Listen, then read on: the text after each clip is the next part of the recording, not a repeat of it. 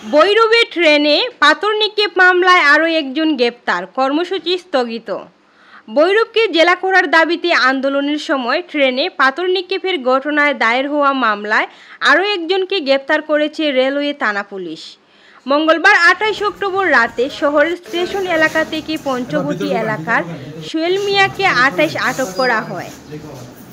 Railway থানার OC Saeed Ahmed জানান, CCTV footage ও গোয়েন্দা তথ্যের ভিত্তিতে এখন পর্যন্ত 4 জনকে গ্রেপ্তার করা হয়েছে।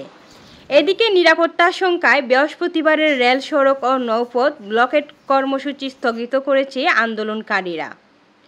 ফেসবুক পোস্টে ছাত্রনেতা সাইফুর রহমান শাহরিয়ার ও গণ অধিকার পরিষদের ইমতিয়াজ আহমেদ কাজল বিষয়টি নিশ্চিত করে জানান, নতুন কর্মসূচি পরে ঘোষণা করা হবে। এর আগে 27 অক্টোবর রেলপথ অবরোধের সময় ট্রেনে পাথর নিক্ষেপের ঘটনায় 150 জনকে অজ্ঞাত আসামি করে মামলা দায়ের করেন স্টেশন মাস্টার।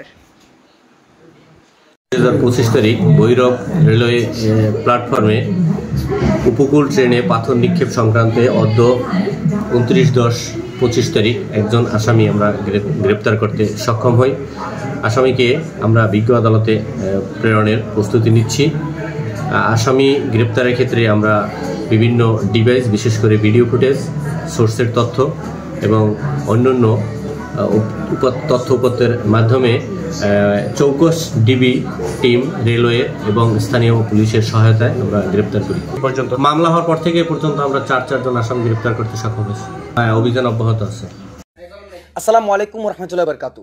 প্রিয় ভৈরববাসী, আপনারা জানেন জেলা বাস্তবায়নের লক্ষ্যে আমরা অসংখ্য আঘাত প্রতিঘাতের বিপরীত আমাদের আন্দোলন চালিয়ে যাচ্ছি এবং আমরা আগামীকালকে বৃহস্পতিবারে একটি ট্রিপল ব্লকেট কর্মসূচি দিয়েছিলাম।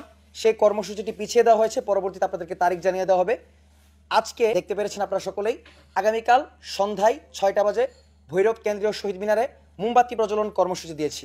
তার কারণ হচ্ছে রেল মাস্টার এবং লোকো মাস্টারের ভুলের কারণে যেই বিব্রতকর পরিস্থিতি তৈরি হয়েছে, সেই পরিস্থিতির কারণে 3 জন ভাই কিংবা 4 জন ভাইকে গ্রেফতার করা হয়েছে।